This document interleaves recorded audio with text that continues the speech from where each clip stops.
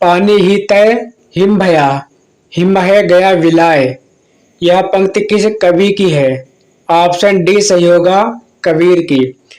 अगला प्रश्न है, गुरु नानक का जन्म कहाँ हुआ था? ऑप्शन बी तलवंडी में। अगला प्रश्न है, श्रृंगार रस के घोर विरोधी कौन से संत कवि थे? ऑप्शन सी सुंदर दास। अगला प्रश्न है, सुंदर विलास के रचयिता कवि कौन थे? ऑप्शन बी सुंदर दास। अगला प्रश्न है, इन संत कवियों में सर्वाधिक शिक्षित कवि कौन थे? ऑप्शन ए सुंदर दास। अगला प्रश्न है, नामदेव का संबंध किस प्रवृत्ति से है? ऑप्शन डी सगुणोपासना एवं निर्गुणोपासना। अगला प्रश्न है, विठोबा का भक्त किसे माना जाता है? ऑप्शन बी नामदेव को। अगला प्रश्न है, भक्तमाल के अनुसार रामानंद के कितने शिष्य थे? Option D 12।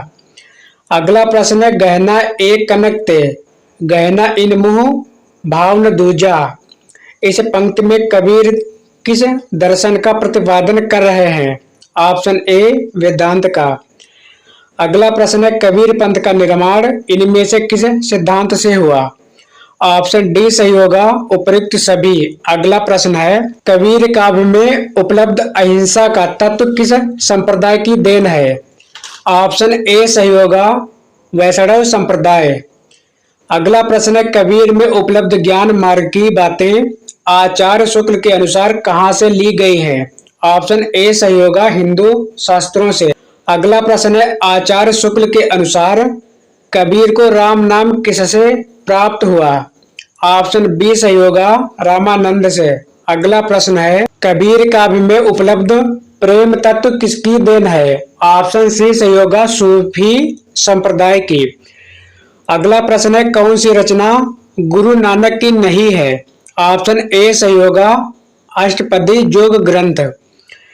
अगला प्रश्न है, आचार्य शुक्ल ने निर्गुण मार्ग का निर्दिष्ट प्रवर्तक किसे माना है? ऑप्शन सी सही होगा, कबीर को।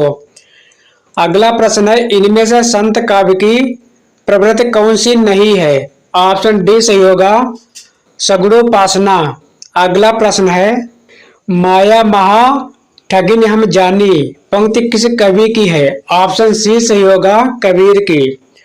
अगला प्रश्न है, हिंदी का कौन सा कवि समाज सुधारक पहले भक्त और कवि वाद में है? ऑप्शन ए सही होगा, कबीर। अगला प्रश्न है, इनमें से सूफी काव्य का दूसरा नाम क्या है? ऑप्शन डी सही हो जाएगा, ए सभी। अगला प्रश्न है, सूफी प्रेमाख्यानकों में कौन सी विशेषता प्रायः होती है? ऑप्शन डी सही होगा, उपयुक्त सभी। अगला प्रश्न है,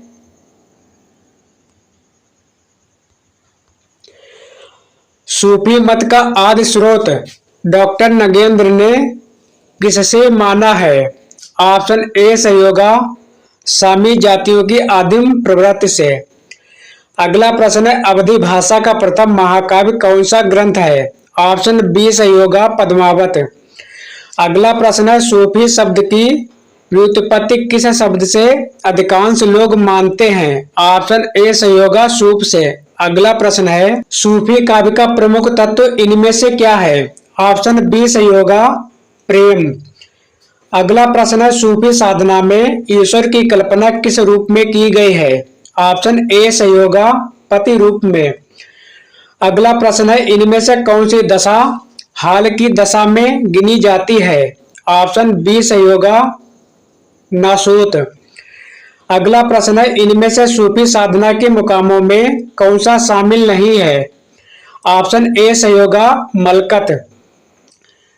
अगला प्रश्न है, डॉक्टर नगेंद्र ने प्रेमाख्यानक का परंपरा का पहला ग्रंथ किसे माना है? ऑप्शन बी सही होगा, हंसावली को। अगला प्रश्न है, आचार्य रामचंद्र शुक्ल ने किस काव्य ग्रंथ को प्रेमाख्यानक का परंपरा का पहला ग्रंथ माना है? ऑप्शन बी सही होगा, मृगावती को। अगला प्रश्न है, ईश्वर दास कृत सत्यवती कथा को किस आलोचक ने हिंदी प्रेमाख्यानक काव्य परंपरा का पहला ग्रंथ माना है? ऑप्शन डी सही होगा, आचार्य हजारी प्रसाद द्विवेदी ने।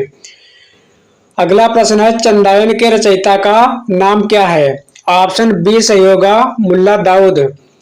अगला अगला प्रश्न है मधुमालती के रचनाकार का नाम बताइए। ऑप्शन बी सही होगा मंजन। अगला प्रश्न है शेख नबी की कौन सी रचना इनमें से है। ऑप्शन ए सही होगा ज्ञानदीप। अगला प्रश्न है माधवानल कामकंदला नामक रचना किस कवि की है। ऑप्शन बी सही होगा गणपत की। अगला प्रश्न है जान कवि लिखे प्रेमाख्यानकों की संख्या कितनी है। अगला प्रश्न है जान कवि द्वारा लिखे प्रेमाख्यानक ग्रंथों की संख्या कितनी है। ऑप्शन बी सही होगा 29। अगला प्रश्न है गणपत रचित माधवानल कामकंदला किस भाषा में रचित है। ऑप्शन सी सही होगा राजस्थानी में। अगला प्रश्न है ढोला मारूरा दोहा किस भाषा में रचित प्रेमाख्यानक है। ऑप्शन सी सही होगा राजस्थानी। प्रश्न है मधुमालती का नायक कौन है। ऑप्शन बी सही होगा मनोहर। अगला प्रश्न है किस प्रेमाख्यानक काव्य का नायक राजकुमार ऋतुपर्ण है। ऑप्शन ए सही होगा सत्यवती कथा। अगला प्रश्न है उस्मान कृत चित्रावली का नायक कौन है। ऑप्शन सी सही होगा सुजान। अगला प्रश्न है ज्ञानदीप नामक प्रेमाख्यानक काव्य की नायिका कौन है। ऑप्शन बी सही होगा देवयानी। अगला प्रश्न है पद्मावत किस भाषा में लिखा गया है। ऑप्शन ए सही होगा अवधी में। अगला प्रश्न है जायसी ने पद्मावत जब लिखा तब दिल्ली पर किस राजा का शासन था। ऑप्शन सी सही होगा शेर शाह का। अगला प्रश्न है तन चितउर मन राजा कीन्हा पंक्ति किस काव्य ग्रंथ की है। ऑप्शन बी सही होगा पद्मावत। अगला प्रश्न है माधवानल कामकंदला पर प्रेमाख्यान किस कवि ने लिखा है। ऑप्शन डी सही होगा उपर्युक्त सभी ने। अगला प्रश्न है रत्नशेखर कथा के आधार पर हिंदी में कौन सा ग्रंथ लिखा गया। ऑप्शन बी सही होगा पद्मावत। अगला प्रश्न है हिंदी का कौन सा प्रेमाख्यानक कवि एक आंख वाला यानी काना था। ऑप्शन डी सही होगा जयसी। अगला प्रश्न है औ मैं जान कवित अस कीन्हा मकुया रहे जगत मह चीन्हा यह पंक्ति किस कवि की है। ऑप्शन ये सही होगा जयसी की। अगला प्रश्न है किस काव्य ग्रंथ में रूपकत्व का निर्वाह माना गया है। ऑप्शन ए सही होगा पद्मावत का। अगला प्रश्न है इनमें से कौन सी विशेषता सूफी काव्यों की नहीं है। ऑप्शन डी सही होगा ब्रज भाषा का प्रयोग। अगला प्रश्न है जायसी के गुरु का नाम क्या था। ऑप्शन सी सही होगा शेख मोहिदी। अगला प्रश्न आखिरी कलाम नामक पुस्तक जायसी ने किस शासक के शासन काल में लिखी थी। ऑप्शन ए सही होगा बाबर के। अगला प्रश्न है पद्मावत की अधिकतर हस्तलिखित प्रतियां किस लिपि में मिली हैं। ऑप्शन बी सही होगा फारसी लिपि में। अगला प्रश्न है मोहिका हंसेस की कोहिररी पंक्ति किस कवि की है। ऑप्शन बी सही होगा जायसी की। अगला प्रश्न है जायसी किस रचना में वर्णमाला के एक एक अक्षर को लेकर सिद्धांत संबंधी तत्वों से भरी चौपाइयां कही गई हैं। ऑप्शन सी सही होगा अखरावट में। अगला प्रश्न है आखिरी कलाम में किसका वर्णन है। ऑप्शन बी सही होगा कयामत का। अगला प्रश्न है पद्मावती के पिता का नाम क्या था। ऑप्शन बी सही होगा गंधर्व सेन। अगला प्रश्न है पद्मावत में हीरामन किसका नाम है। ऑप्शन सी सही होगा एक तोता का। रत्नसेन कहाँ का राजा था। ऑप्शन बी सही होगा चित्तौड़ का। अगला प्रश्न है राघव चेतन का उल्लेख किस प्रेमाख्यानक ग्रंथ में है। ऑप्शन ए सही होगा पद्मावत में। अगला प्रश्न है भूल चकोर दीठ मुख लावा मेघ घटा मह चंद दिखावा यह पंक्ति ग्रंथ की है। ऑप्शन डी सही होगा पद्मावत की। अगला प्रश्न प्रेम गाथा परंपरा का सर्वाधिक प्रौढ़ एवं सरस ग्रंथ शुक्ल जी ने किसे माना है। ऑप्शन सी सही होगा पद्मावत को। अगला प्रश्न है गोरा बादल का उल्लेख किस प्रेमाख्यान काव्य में है? ऑप्शन सी संयोगा ज्ञानदीप में।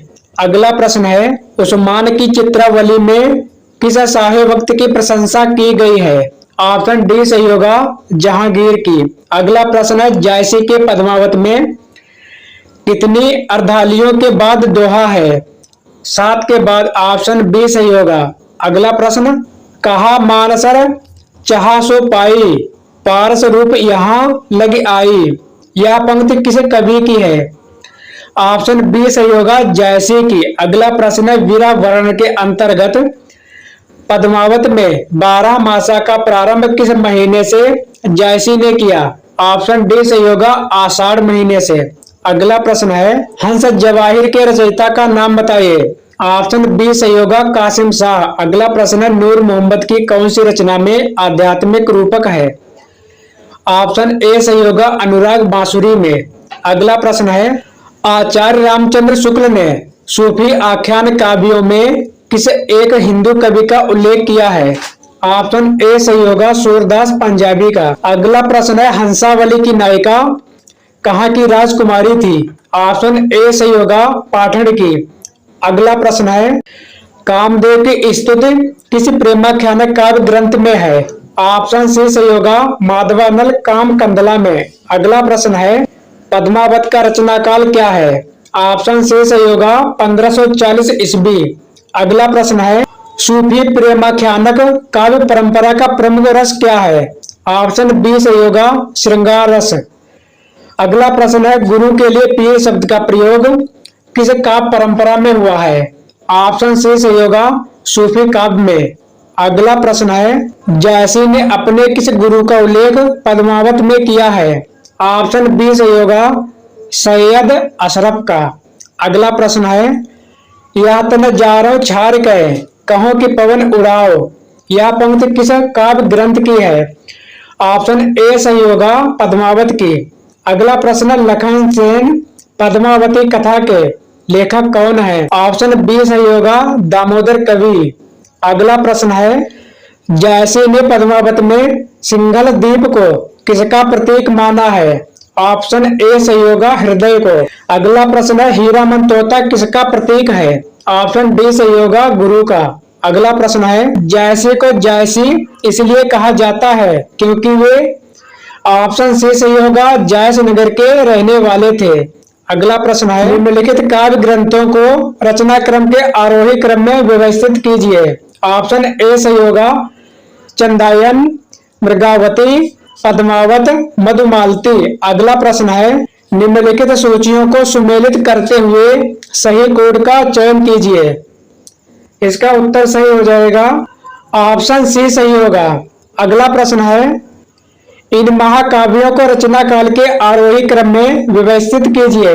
ऑप्शन बी संयोगा पृथ्वीराज रासो, पद्मावत, रामचरितमानस और साकेत।